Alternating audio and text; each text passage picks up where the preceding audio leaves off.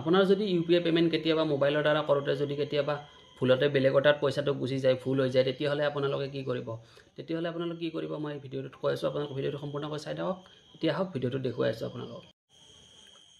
তাৰ বাবে আপোনালোকে আপোনালোকৰ ব্ৰাউজাৰত যাব গৈ ইয়াতে সাৰ্চ কৰিব আপোনালোকে গুগলত যাব বা ক্ৰমত যাব গৈ আপোনালোকে এটা সাৰ্চ কৰি দিব আপোনালোকে সাৰ্চ কৰিব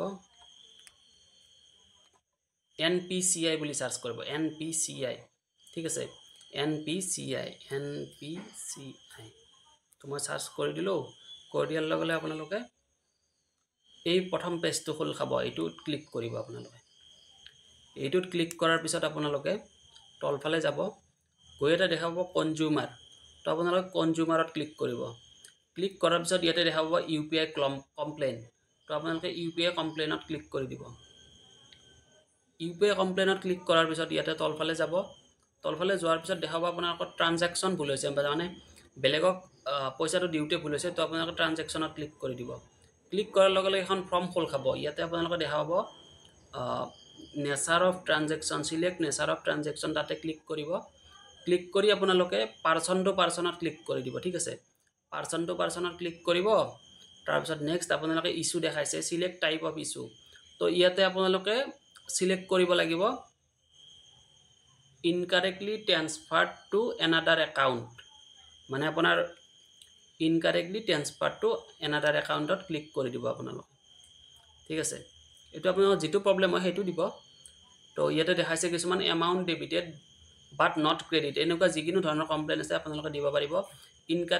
incorrectly transferred to another account তো ইয়াতে এনেকে আপোনালোকে ক্লিক কৰিব ক্লিক কৰাৰ পিছত ইয়াতে তলত আপোনালোকে লিখিব মানে যে মাই UPI is incorrect এতে দেখাব ইয়াতে incorrectly transferred to another account এনেকে ইয়াতে লিখিব ঠিক আছে provide brief about your issue মানে ইয়াতে যেটো আপোনাৰ প্ৰবলেম হৈছে হেতু ইয়াতে লিখিব লাগিব 50 টা আখৰত তাৰপিছত please enter your 12 digit transaction reference যেটো reference ID নাম্বাৰ আছে হেতু আপোনালোকে যেটো UPI পেমেন্ট কৰিছে তাত গৈ কিনে ট্ৰানজাকচন আইডি টো আপোনালোকে তাতে দেখা পাব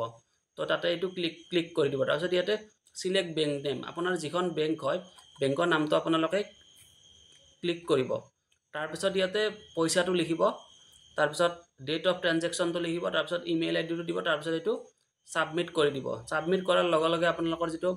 আপোনাৰ বেংক আছে বেংকে মানে ক'ত পইচাটো ভুল হৈছে ক'ত গৈছে তো তাৰ ওপৰত ইনকুৱাৰি কৰিব ইনকুৱাৰি কৰি আপোনালোকক জনাব আৰু যদি এইটোৰ পৰা ফাইল দিয়া নহয় তথাপিও আপোনালোকে কি কৰিব 24 ঘণ্টা বা 48 ঘণ্টাৰ ভিতৰত আপোনালোকে আপোনাৰ ব্ৰাঞ্চত গৈ কিনে এটা কমপ্লেইন দিব পাৰে যদি ভিডিওটো ইনফৰমেশন থকা বুলি ভাবে শেয়াৰ কৰি দিব